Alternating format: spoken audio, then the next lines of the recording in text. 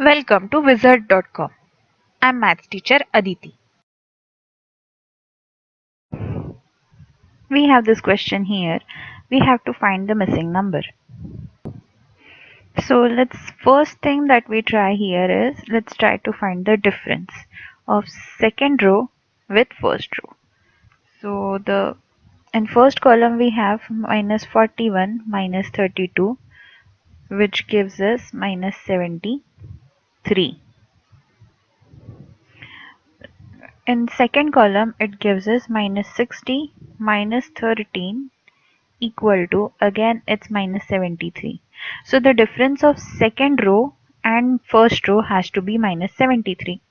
So x minus 117 has to be minus 73. This is from the pattern. So x will be equal to 117 minus 73, and that is equal to, let's see, 7 minus 3 is 4, 11 minus 7 is 4. So answer is 44. In this place we should have 44. Option D.